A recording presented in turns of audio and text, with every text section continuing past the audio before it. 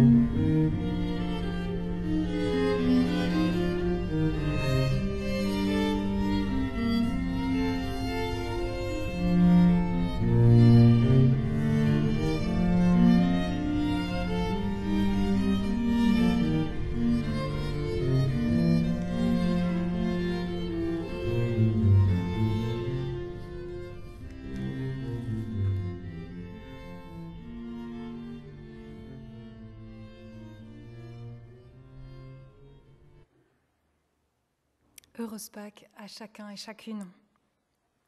Nous avons entendu en 2 fois, si vous l'avez remarqué, la finale dite courte de l'évangile de Marc, qui se termine de manière abrupte par les femmes qui s'enfuient sans rien dire parce qu'elles ont peur.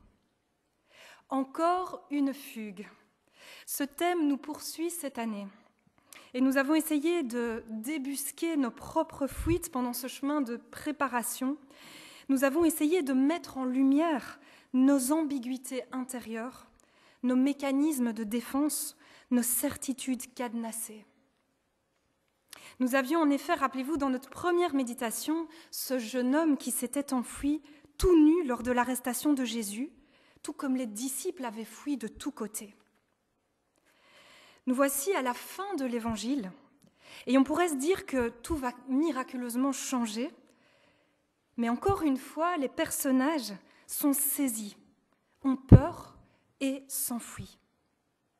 Et cette fois, ce sont les femmes, celles qui étaient restées jusqu'au bout en regardant de loin la passion, même elles s'enfuient maintenant. Dans le prolongement de cette fuite des femmes, nous avons entendu un extrait de l'art de la fugue de Jean-Sébastien Bach. Outre le clin d'œil du thème de la fugue, il y a un autre lien avec la finale de Marc.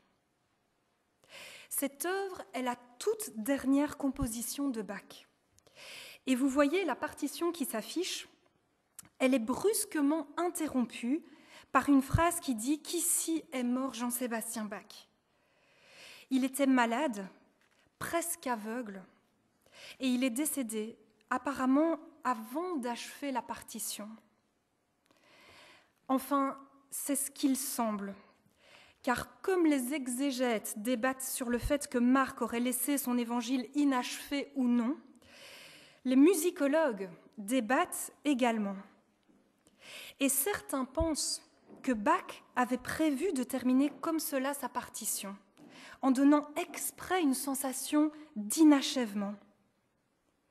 Il savait qu'il n'en avait plus pour longtemps et il aurait symbolisé sa propre mort, sa propre interruption dans sa partition. Mais au milieu d'une phrase, comme pour inviter ses successeurs à poursuivre la musique. Alors nous pourrions ce matin débattre avec les exégètes et les musicologues, mais ce serait sans doute encore une forme de fuite. C'est-à-dire que cela nous détourne encore une fois de laisser résonner le texte lui-même face à nos vies. Comme débattre de la partition nous détourne de l'écoute de l'œuvre magistrale de Bach. Alors plongeons dans le texte ce matin. Les femmes viennent pour voir Jésus une dernière fois. Elles viennent pour l'embaumer, pour accomplir les derniers rites sur lui, afin de le laisser partir définitivement dans la mort. Et cette marche vers ce tombeau semble être la victoire de la tristesse, de l'injustice, de la fatalité, de la solitude, du désespoir. Car en embaumant le corps de Jésus, c'est aussi leurs propres espérances qu'elles enterrent. C'est un goût de mort qui est dans leur cœur. C'est peut-être un goût de regret d'y avoir cru, de s'être attaché, d'avoir espéré. Et ce goût de mort, même nous qui sommes chrétiens, peut nous gagner quand nous faisons cette marche intérieure de l'amertume. Quand nos rêves ou nos croyances semblent brisés et que nous cédons au fatalisme. C'est un mal qui peut toucher jusqu'à notre foi. Quand quelque chose de terrible se produit, on entend parfois cette phrase qui résume tout cet état intérieur dévasté, cette résignation. C'était la volonté de Dieu. Comme si Dieu avait voulu la mort, comme si Dieu souhaitait le malheur, comme si Dieu était un Dieu de mort et que nous n'avions qu'à l'accepter. Quand ce fatalisme nous gagne, quand ce goût de mort est dans notre cœur, il nous faut retourner, avec les femmes, au tombeau. Les femmes arrivent au tombeau. La pierre est roulée. Un jeune homme avec un vêtement blanc est là. Il a un message pour elles, qu'il leur demande de transmettre à leur tour.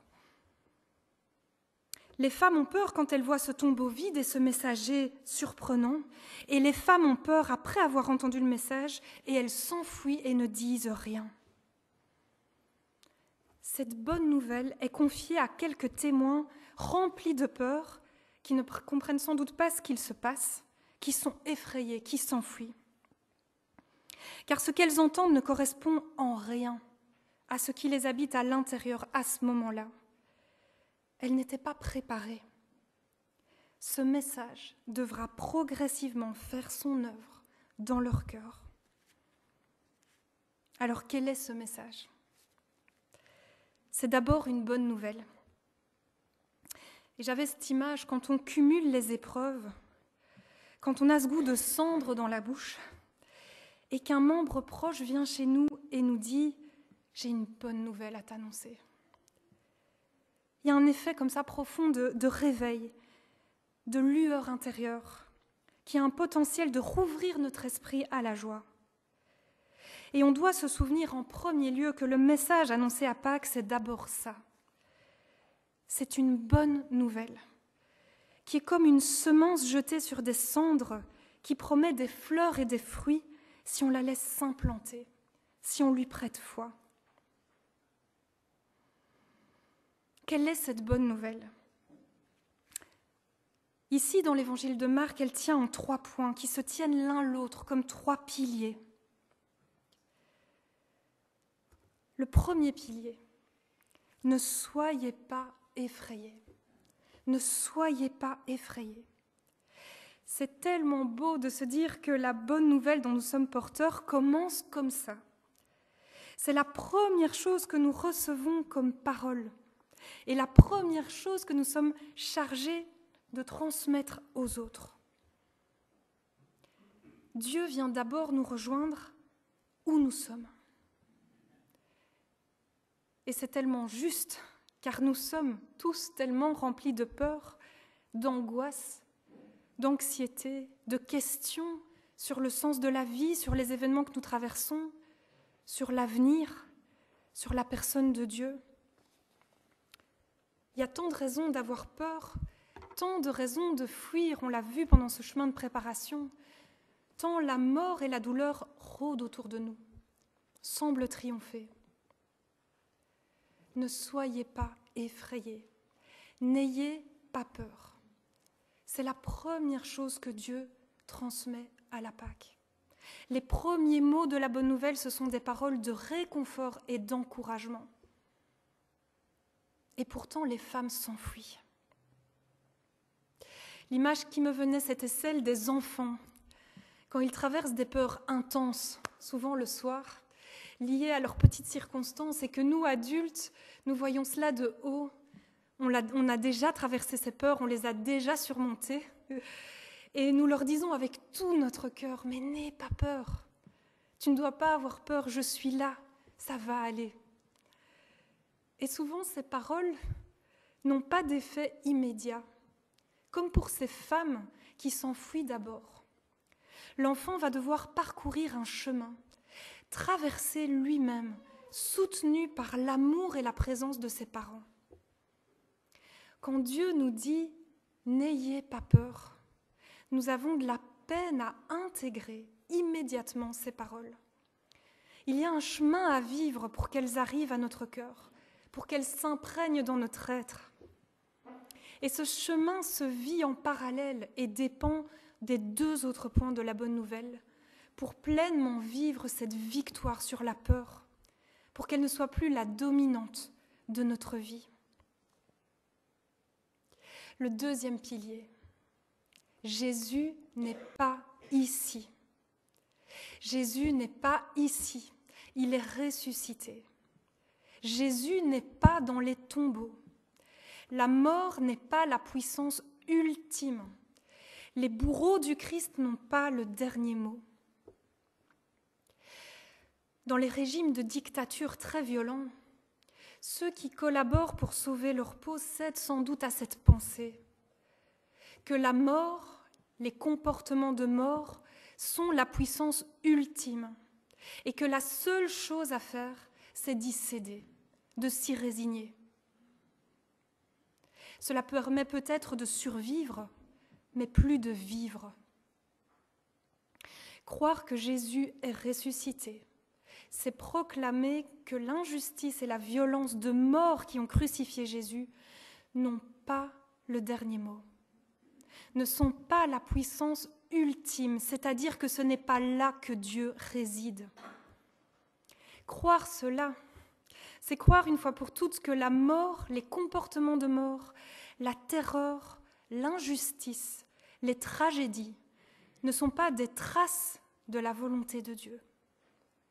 Au contraire, dire que Jésus est vivant, c'est affirmer que Dieu est le Dieu de la vie et que partout, tout le temps, nous voulons choisir, quelles que soient nos circonstances, un chemin de vie, c'est-à-dire non fataliste, non cynique, non complaisant avec les chemins de mort.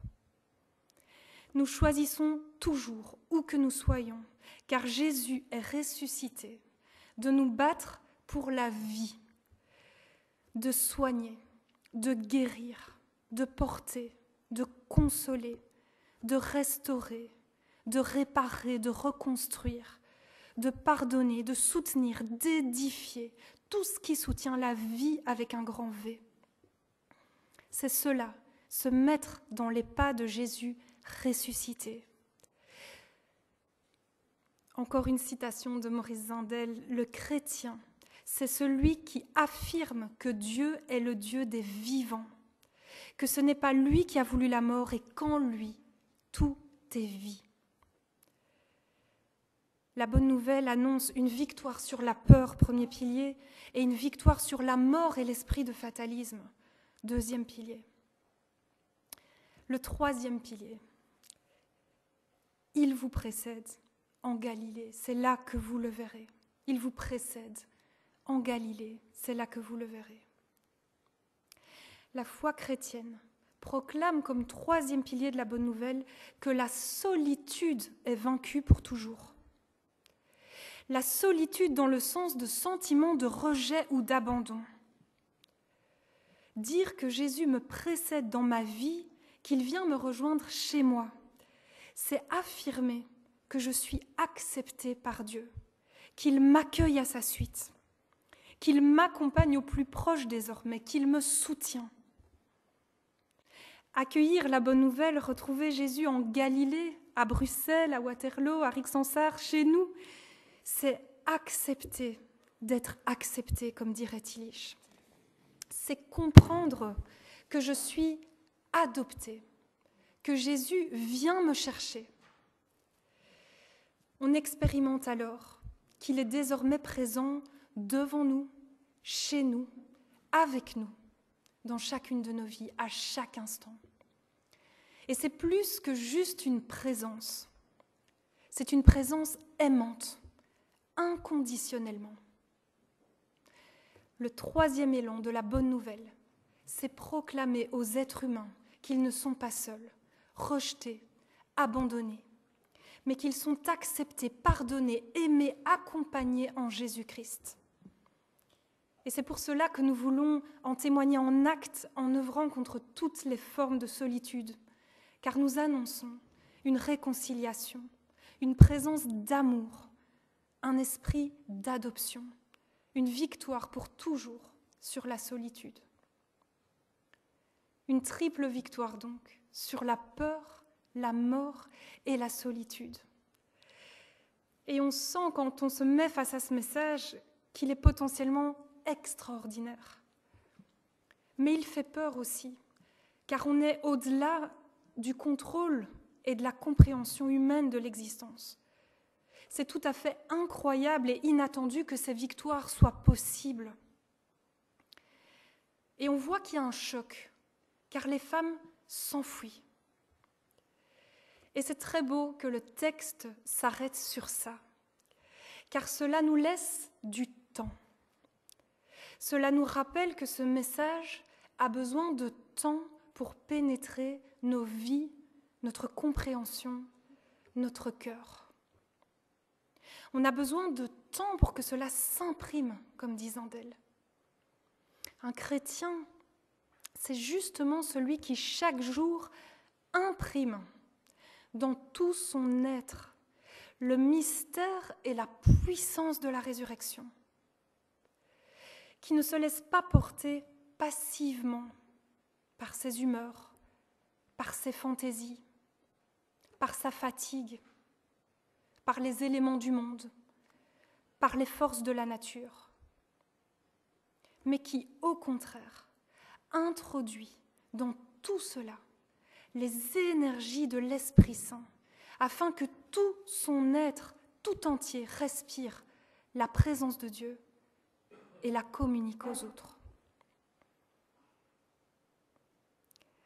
Cette fin inachevée laisse de l'espace pour ce travail d'impression, pour que ce message, petit à petit, nous délivre vraiment de la peur, nous délivre vraiment du fatalisme de l'esprit de mort, nous délivre vraiment de l'impression de solitude, tous ces mots qui nous conduisent à la fuite. Et il y a du temps, même pour les disciples qui se déroulent entre la Pâque et la Pentecôte. Il y a un chemin à vivre qui est parfois long. Dans certaines de nos vies, il y a un des trois piliers, la peur, le fatalisme ou la solitude, qui peut faire de la résistance. Et l'évangile de Marc a ce génie de laisser de la place aux inachèvements de nos propres vies, de nous rappeler qu'il y a des inachèvements, de nous rappeler que nous avons ce travail à vivre, de nous exposer, comme Lydia l'a dit, toujours plus à la puissance de résurrection de Jésus, pour faire tomber toute peur, tout cynisme, tout repli d'isolement dans nos vies. Ainsi, contrairement à ce qu'ont pu penser certains commentateurs, cette fin n'est en rien une faiblesse ou un échec. Parce que nous savons, si nous sommes là ce matin, nous le savons tous, que les femmes finiront par parler. Elles finiront par annoncer cette bonne nouvelle. Nous savons que cette bonne nouvelle est agissante. Mais cette fin nous permet d'avancer chacun à notre rythme face à cette nouvelle incroyable, difficilement croyable de Jésus ressuscité. Oui, ce message a une force qui agit. Et à un moment dans notre vie, ou à des moments, on finira par être saisi. Parfois de manière radicale, comme certains en témoignent. Parfois par petites touches, à la manière d'un tableau impressionniste, par cette puissance de la résurrection. Et dans ces moments-là, à ces moments précis, il y a un miracle qui se produit. C'est que soudain, nous ne fuyons plus. Nous ne prenons plus la fuite. Soudain, nous recevons du courage. Mais un courage qui ne vient pas de nous. Un courage qui est un fruit direct de la foi, qui est un fruit direct de la résurrection. Et alors, une parole ou un acte de témoignage, de partage de cette bonne nouvelle émerge soudain. Et nous pouvons nous surprendre à dire à l'un de nos contemporains, avec une force qui ne vient pas de nous, « N'aie pas peur, ne sois pas effrayé ». Et nous pouvons répondre au cynisme ou au fatalisme ambiant par un amour de la vie et une proclamation de la vie avec un grand V, par une espérance et une confiance qui ne vient pas de nous.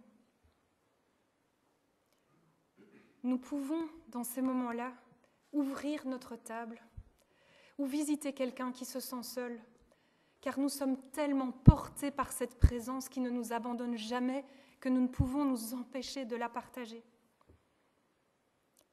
Christ est vivant, il est vraiment ressuscité.